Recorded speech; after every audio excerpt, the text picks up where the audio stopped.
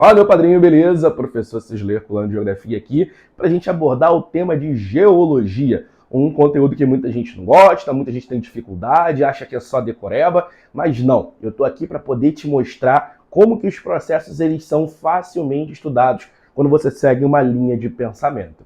Mas primeiramente, vamos lá, o que é geologia? Geologia vai ser a ciência que estuda a Terra e todas as suas formas. Quando eu falo das formas da Terra, eu não estou me referindo à Terra ser redonda, à Terra ser um geóide, ou muita gente achar que a Terra é plana, pelo amor de Deus. Não estou falando dessa forma. Eu estou falando de todas as formas rochosas que nós temos na superfície da Terra. E todas essas formas a gente vai dar o nome relevo.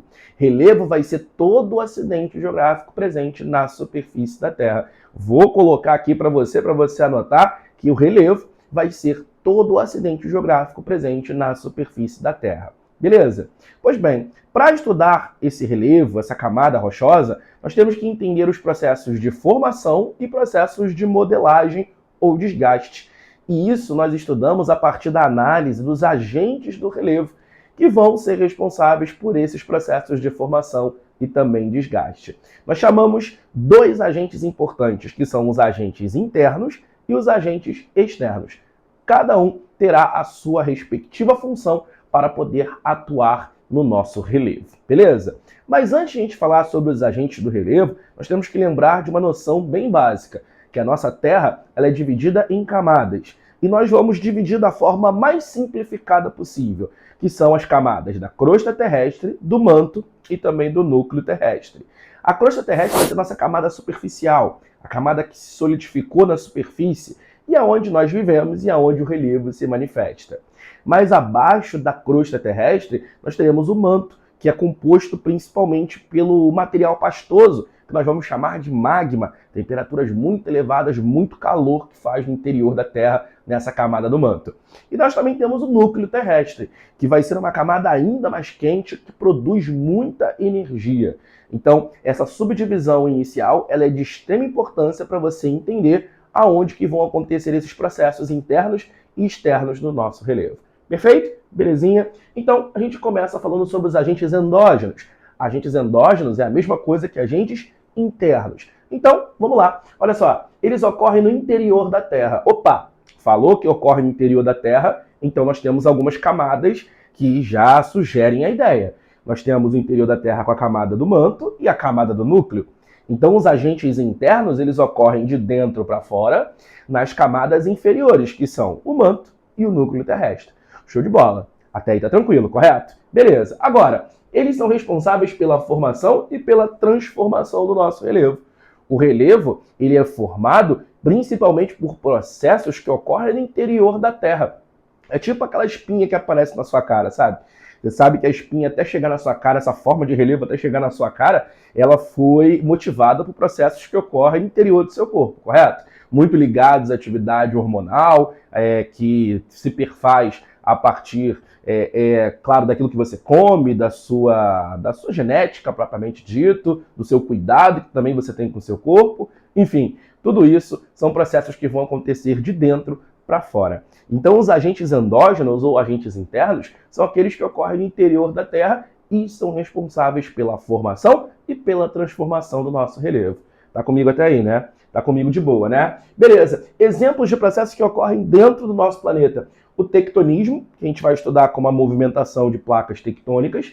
O vulcanismo, que vai ser um processo de afloramento do magma na superfície da Terra.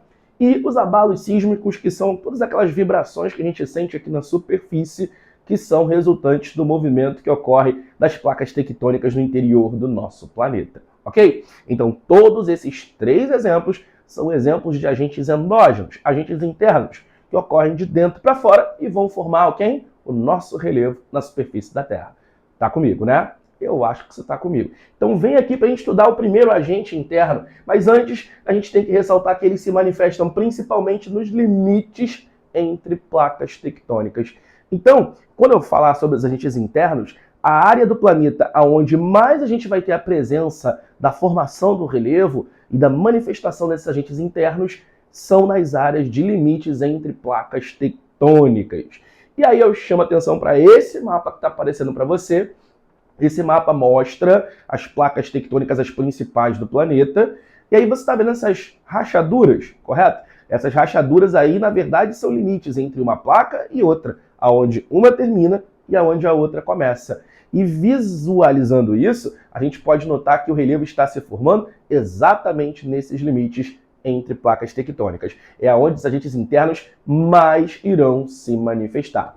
Mas eu chamo a atenção para você que no centro da placa, longe dessas áreas de rachaduras, dos limites, também é possível você perceber a atuação dos agentes internos. Porém, a maior probabilidade de eles estarem ocorrendo é na área, claro, de limites entre placas tectônicas. Bota de novo o mapinha aí na tela para você ver o Brasil. Olha o Brasil onde está localizado, né, gente? Está localizado no centro de uma placa tectônica, longe dessas áreas aí, ó, de rachaduras entre placas. É por isso que aqui no Brasil a gente não tem muito o sentimento de terremoto, a gente não percebe o vulcanismo acontecendo, a gente não tem tsunamis ou maremotos, exatamente porque o Brasil está numa área mais estável. Mas não significa que a gente não tenha terremotos no Brasil, e já já a gente vai ver isso. Beleza? Tá comigo até aí? Agora sim a gente vai falar sobre os agentes internos do planeta. Olha só, o primeiro é o tectonismo, gente. Tectonismo vai ser uma ação resultante do movimento das placas tectônicas. Tectonismo tem a ver com placa tectônica que se movimenta. Primeiramente, placas tectônicas são grandes blocos rochosos que vão estar localizados no interior da Terra. A placa tectônica, ela de fato vai estar localizada entre a crosta terrestre e o manto. Vai estar como se estivesse flutuando nessa camada do manto, como se estivesse boiando mesmo nessa parte do magma. Possivelmente você viu numa imagem aqui que apareceu aonde se localizam essas placas tectônicas. E o simples movimentar dessas placas vai fazer com que resulte nesse movimento interno que vai ser o tectonismo. Então, tectonismo é a movimentação de placas tectônicas. Informações importantes. Ocorrem a partir das correntes de convecção presentes no manto. As placas tectônicas só se movimentam porque dentro do manto eu tenho muito calor. E esse calor intenso faz com que correntes de convecção, que é o que está embaixo, sobe porque está muito quente, e quando chega em cima se resfria e desce novamente. Sempre essas correntes de convecção que vão acontecer no manto terrestre é o que vai fazer com que as placas tectônicas se movimentem. Não entendeu? Vou colocar aqui uma imagem para você visualizar. Olha só que imagem maneira. Você está visualizando aí que dentro do manto você tem essa pressão, esse calor sendo executado, e por conta desse calor nós temos essas correntes de convecção. E aí essas correntes de convecção é o que faz as placas tectônicas elas se movimentarem e causar o tectonismo que nós temos como agente interno. Tá pegando essa visão? Eu espero que você esteja pegando essa visão. Olha só, podem provocar movimentos orogenéticos e epirogenéticos. Opa! Eu tenho dois tipos de movimentos causados pelo tectonismo. Movimento orogenético e movimento epirogenético. Vamos estudar cada um deles aqui a partir de agora. Show de bola? Belezinha? Então, resumindo a ideia, tectonismo é o ato de movimentação das placas tectônicas, ocorre por meio das correntes de convecção de calor que são oriundas do manto terrestre, lembra que é o processo interno, e vão ter como resultado movimentos das placas que podem ser orogenéticos ou epirogenéticos, que nós vamos estudar a partir de agora. Pegou a visão, né? Acredito que você esteja pegando essa visão. Então vamos estudar primeiro os movimentos orogenéticos. Movimento orogenético, para simplificar para você, anota no seu caderno aí, é o movimento horizontal das placas tectônicas. Movimento orogenético é o movimento horizontal das placas tectônicas. Coloquei aqui, ó, esses movimentos ocorrem nos limites das placas e são responsáveis por formar o relevo. É isso mesmo. Os movimentos horizontais das placas, aqueles que fazem com que elas possam se colidir, se separar, dar uma sarradinha uma na outra, é isso que vai ser responsável pela formação do relevo.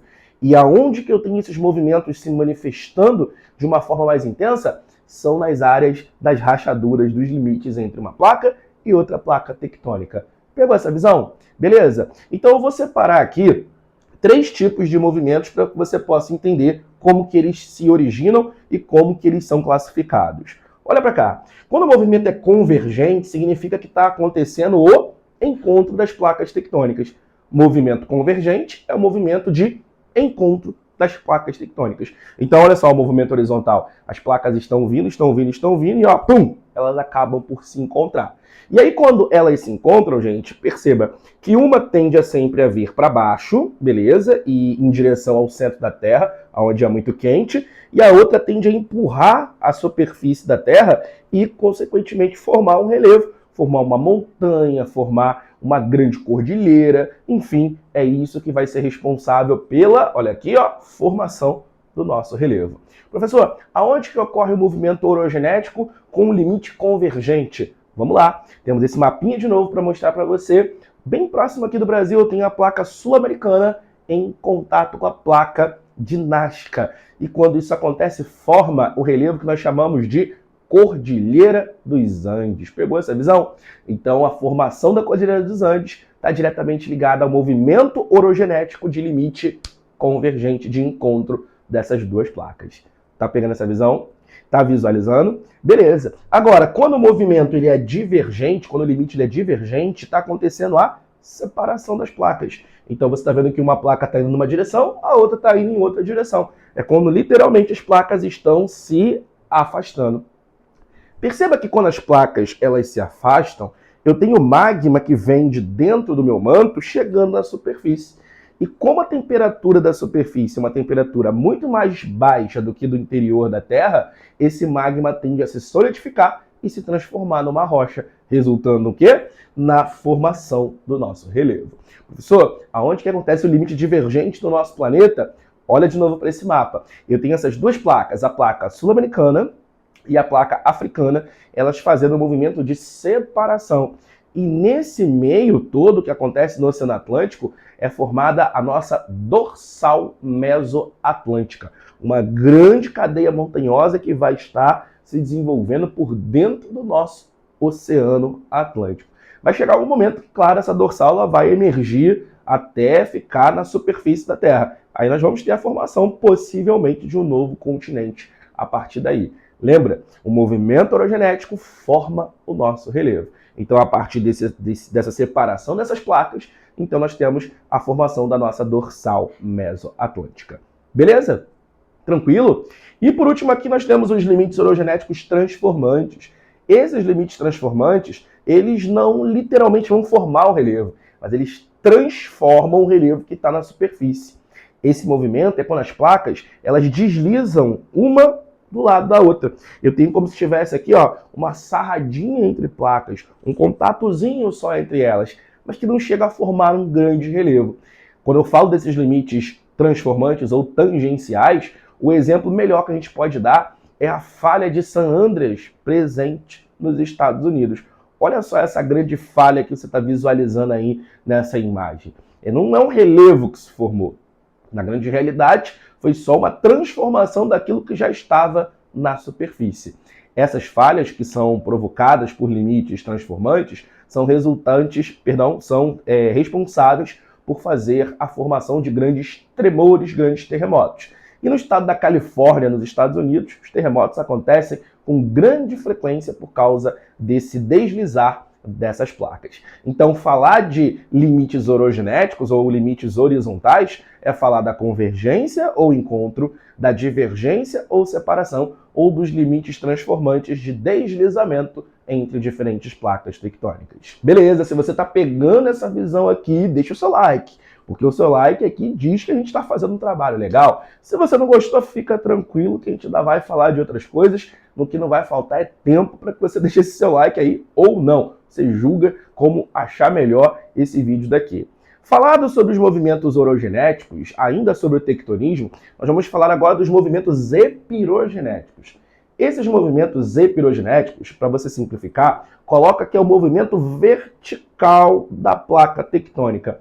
O movimento epirogenético é o movimento vertical da placa.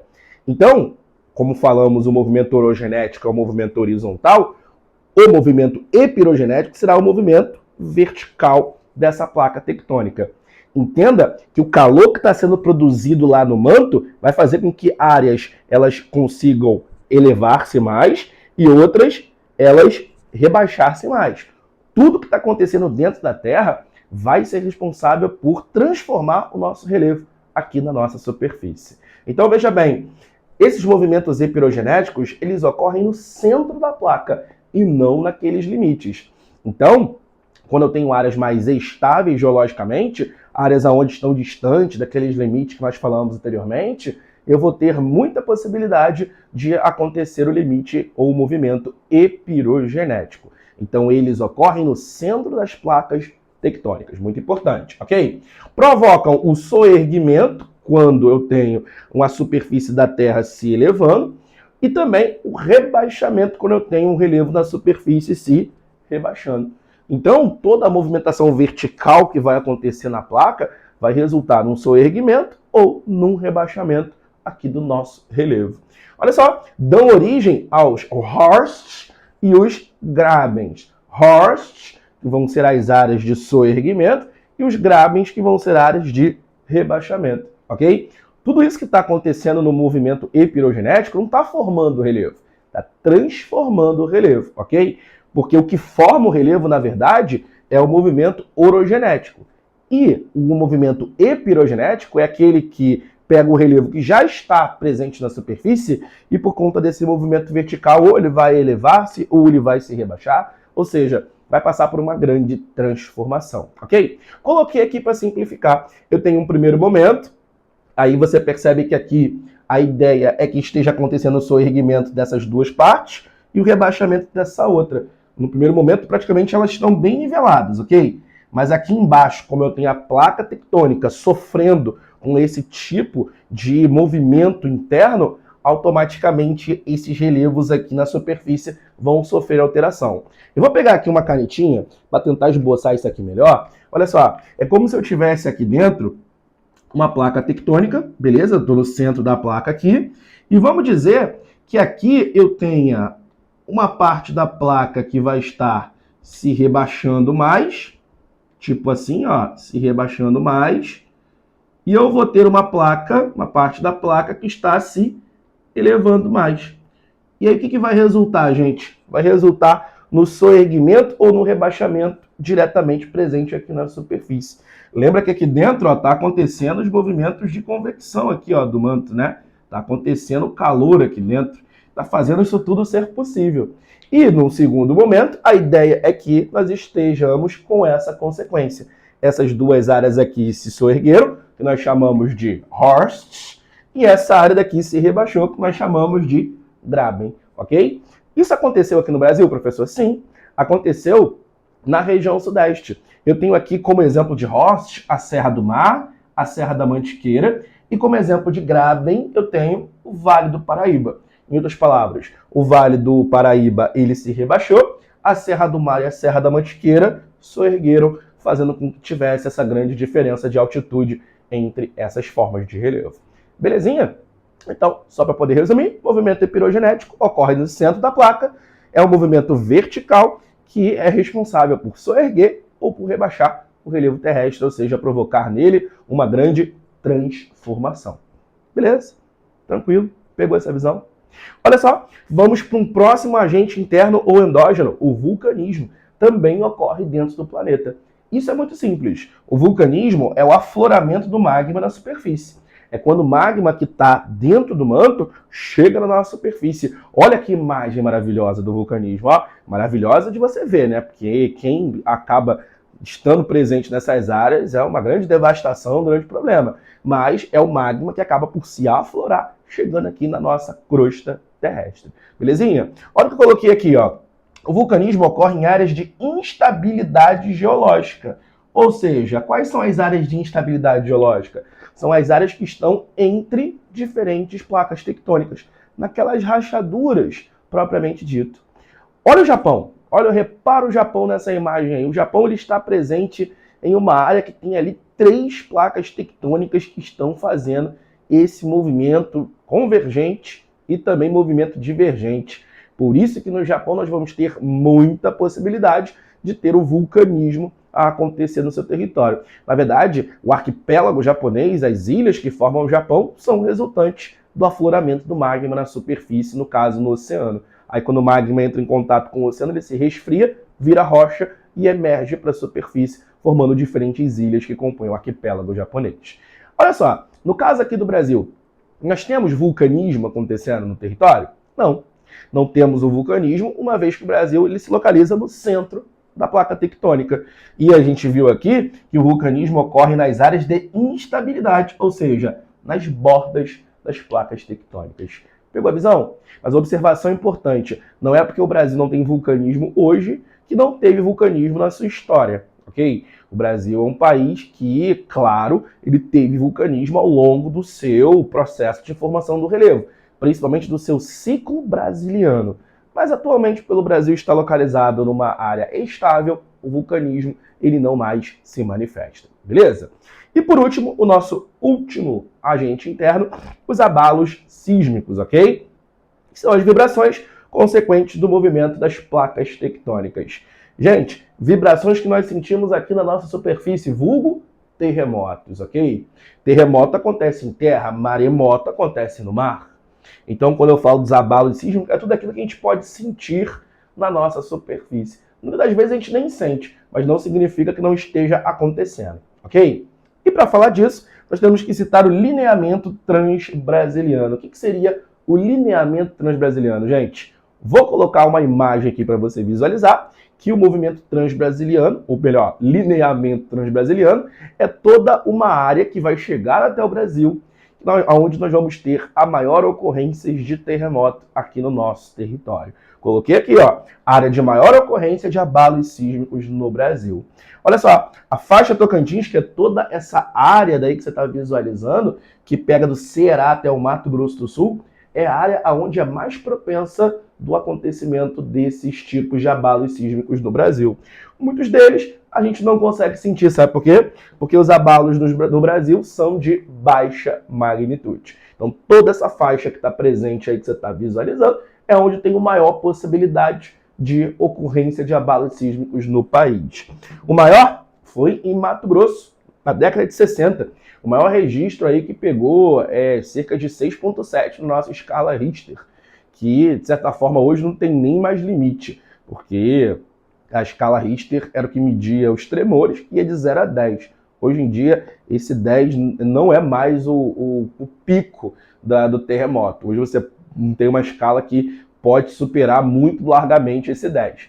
E no Brasil, nós tivemos o maior sendo registrado com 6,7, o que indica que o Brasil não tem tantos terremotos de grande magnitude, mas acontece basicamente o tempo todo.